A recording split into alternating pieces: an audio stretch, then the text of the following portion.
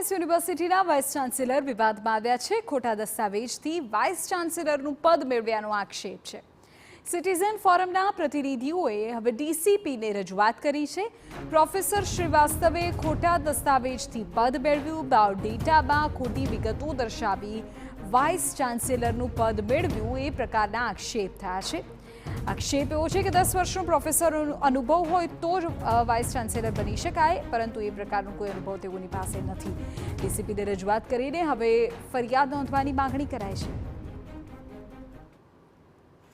MS university છેલ્લા ઘણા સમયથી અનેક પ્રકારના વિવાદોમાં સપડાયેલી છે। તેની અંદર વધુ એક વિવાદ સામે આવ્યો છે। યુનિવર્સિટીના વાઇસ ચાન્સેલર પ્રોફેસર ડોક્ટર વિજય શ્રીવાસ્તવ પોતાની ડિગ્રીઓ ખોટી રજૂ કરી અને વીસીનું પદ મેળવ્યું હોવાના આક્ષેપ સાથે વડોદરા સિટીઝન ફોરમના પ્રતિનિધિઓ દ્વારા ડીસીપીને એક આવેદન આપવામાં આવ્યું છે। રજૂઆત કરવામાં આવી છે કે તેમના વિરુદ્ધ ફરિયાદ થવી જોઈએ।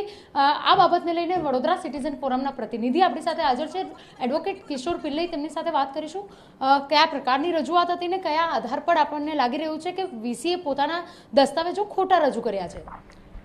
જ્યારે એમએસયુના સ્તર અને એના જે ગ્રાફ છે નીચે જઈ રહ્યા છે, ઘણા વર્ષોથી જઈ રહ્યા છે। અત્યારે આ જે વીસી છે પ્રોફેસર શ્રીવાસ્તવ સાહેબ આવ્યા પછી જે ગ્રાફને નીચે જવાની વાળી ગ્રાફ છે એને વેગ આપવામાં આવે છે એવું અમને લાગ્યું। ત્યારે એમના પાસ્ટ, પ્રેઝન્ટ અને ફ્યુચર ઉપર અમને થોડો ડાઉટ લાગ્યો, તો અમે અમારા હિસાબથી તપાસ કરતાં અમને આ ખબર પડી કે જે ડોક્યુમેન્ટ બાયોડેટા જેના આધારે વીસીના હોદ્દા મેળવેલી છે એ બાયોડેટાની અંદર જે હકીકતો જાહેર કરેલા છે એ હકીકતો ખોટો અને બનાવટી છે। યુજીસી ગાઈડલાઇન પ્રમાણે 10 વર્ષ પ્રોફેસર તરીકે ફરજ નિભાવવાનું ફરજિયાત છે।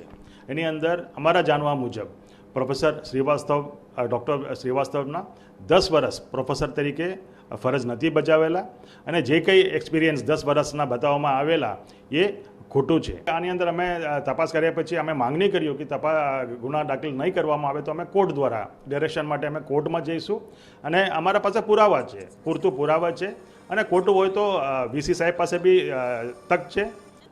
વડોદરા સિટીઝન ફોરમ એક સિવિલ સોસાયટીના એક ફોરમ છે। અમે જે આક્ષેપ કરેલા જે આક્ષેપો છે એ ખોટું હોય તો એમના સમર્થનમાં જે કંઈ હકીકતો છે જાહેર કરે, નહીં તો તાત્કાલિક રાજીનામા આપે, એ અમારી માંગણી છે। જે રીતે વાત કરી કે વડોદરા સિટીઝન ફોરમના પ્રતિનિધિઓ દ્વારા ગઈકાલે ડીસીપીને રજૂઆત કરી અને વાઇસ ચાન્સેલર વિરુદ્ધ ફરિયાદ નોંધવા માટેની એક રજૂઆત કરવામાં આવી હતી, જેને લઈને જો ફરિયાદ નોંધ્યા બાદ પણ કોઈપણ પ્રકારની યોગ્ય કાર્યવાહી નહીં કરવામાં આવે તો કોર્ટ થકી પણ કાર્યવાહી માટે વડોદરા સિટીઝન ફોરમના પ્રતિનિધિઓ કટિબદ્ધ છે। કેમેરા પર્સન રોહિત ગોયલ સાથે અંજલિ ઓઝા, TV9 વડોદરા।